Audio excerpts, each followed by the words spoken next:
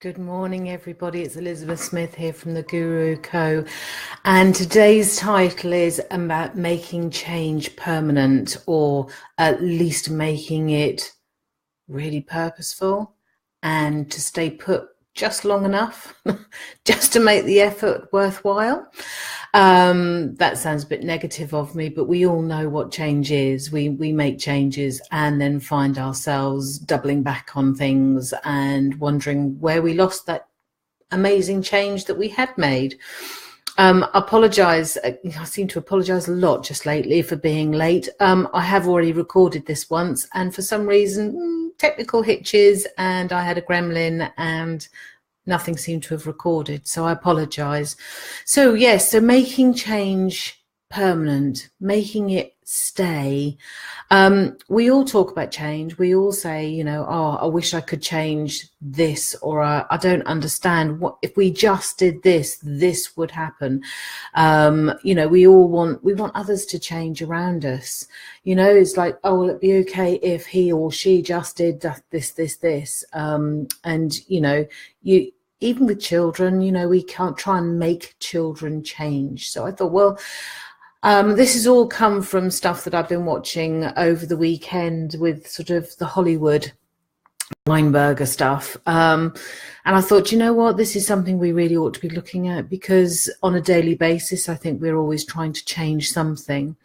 But the big question is how much time and energy do we invest in really understanding what goes into change? And my guess is very little.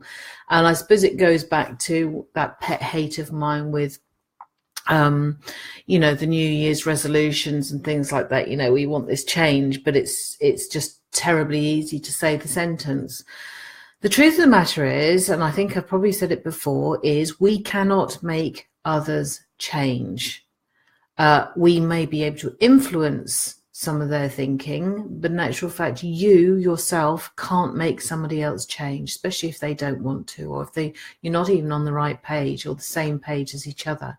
You can't enforce a change. And if we really wanted to go down sort of the penal route and things like that, I'd be on here all day talking about it. That's sort of my experience working in prisons and things. So yes, the other thing is we cannot change our environment or things around us from an inert position. So this is all about action. We have to take that ownership. We have to take that action if we want to see change, if we want to experience change, if we want to feel change. And I'll come back to that in a moment.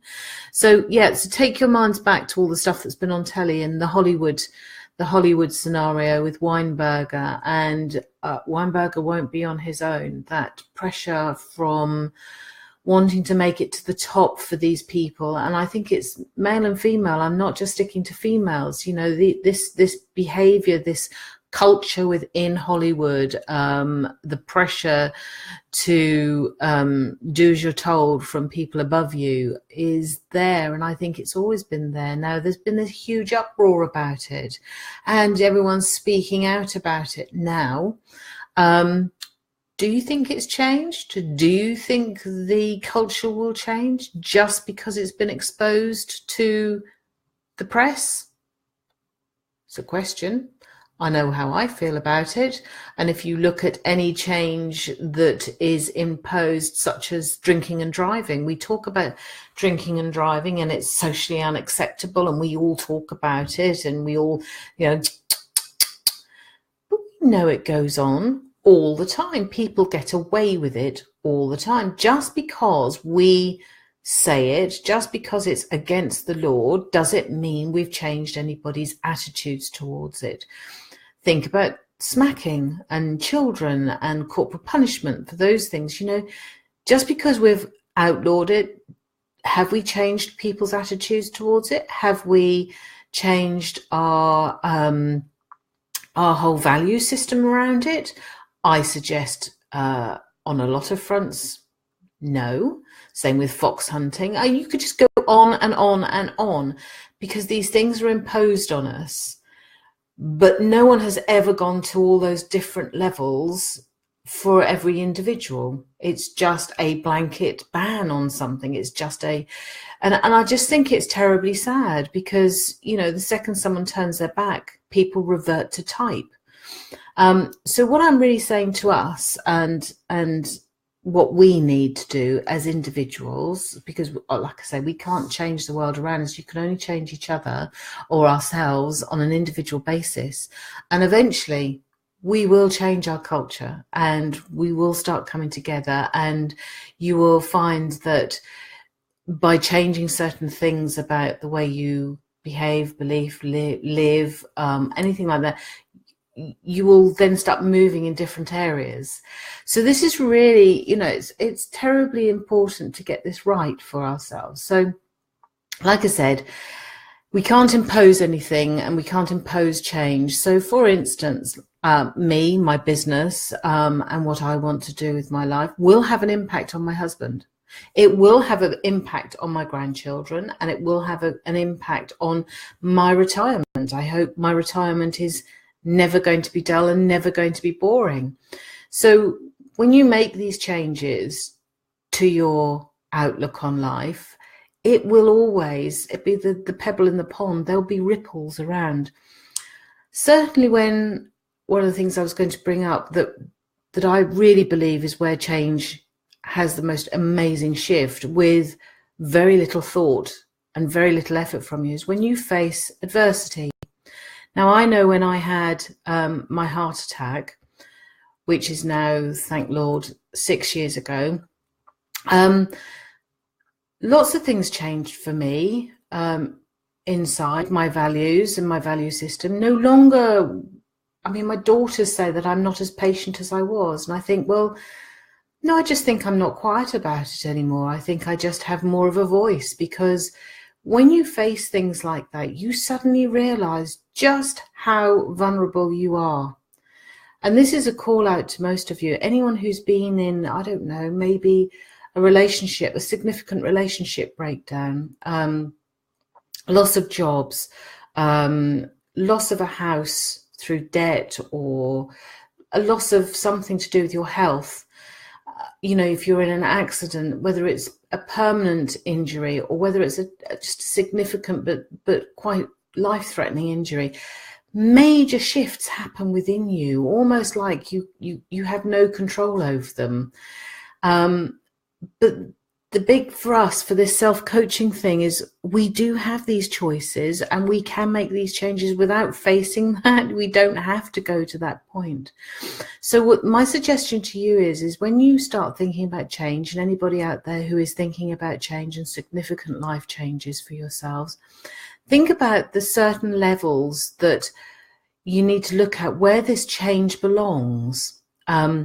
So does this change that you're facing, does it affect the environment, your immediate environment?